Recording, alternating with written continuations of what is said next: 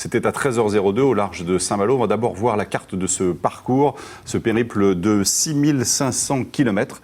Les premiers sont actuellement dans le golfe de Gascogne où ils vont se succéder jusqu'aux Açores, des vents contraires, des dépressions et puis ensuite la suite du parcours beaucoup plus tactique puisqu'il faudra se frayer un chemin entre les anticyclones et les vents faibles pour filer ensuite à pleine vitesse vers Pointe-à-Pitre et tenter donc de battre le record.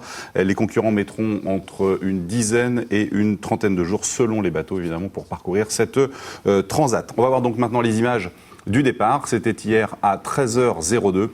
Au large de Saint-Malo, d'un côté 21 multicoques et de l'autre 64 monocoques, des bateaux entre 12 mètres pour le plus petit et 32 mètres pour le Groupama de Franck Camas. Franck Camas justement qui a pris le meilleur départ hier à bord de ce multicoque taillé pour le tour du monde en équipage puisque vous savez normalement qu'ils sont 10 à bord de ce bateau. Yves Le Blévec, vainqueur de la Vendée Saint-Pétersbourg chez les multicoques 50 pieds et Arnaud Boissière dans les monocoques 60 pieds ont franchi les premiers la ligne de départ avant de faire route vers le Cap Fréhel. 18 000 plus loin. Les écarts hier soir à 20h étaient déjà importants dans la classe ultime avec 47 000 entre le premier et le dernier, mais seulement 6 000 chez les monocoques 60 pieds.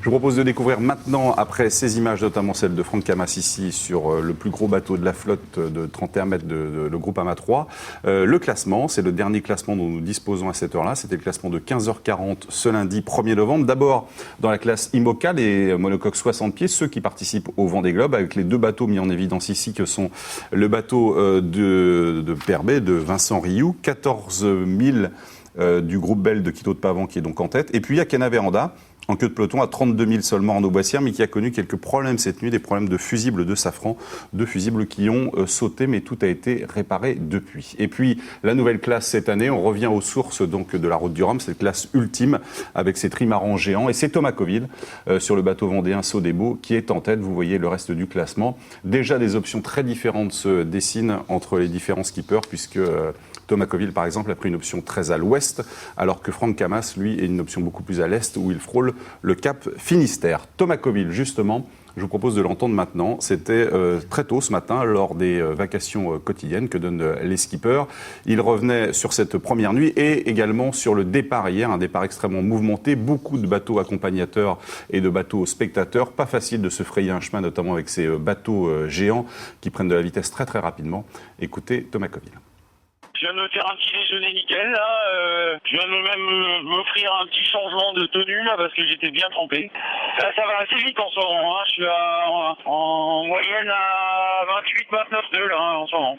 Ouais, hier moi j'ai un peu raté mon départ, j'ai été un peu timoré, j'aurais dû envoyer le Genecker dès le départ, puis après en arrivant sur le Cap Fréhel, là je revenais sur les autres et puis finalement j'ai préféré avec Gitana me décaler un petit peu dans le nord et ça a été une erreur, on a tout de suite beaucoup perdu tous les deux là, mais c'était vraiment pour s'échapper du nombre de bateaux qu'il y avait, qui était assez impressionnant effectivement.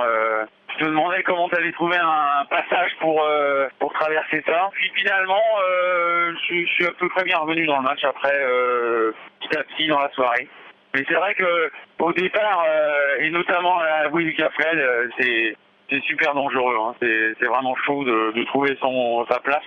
J'avoue qu'avec nos gros bateaux, là, quand il faut manœuvrer, les gens ne se rendent pas compte à la vitesse à laquelle on arrive.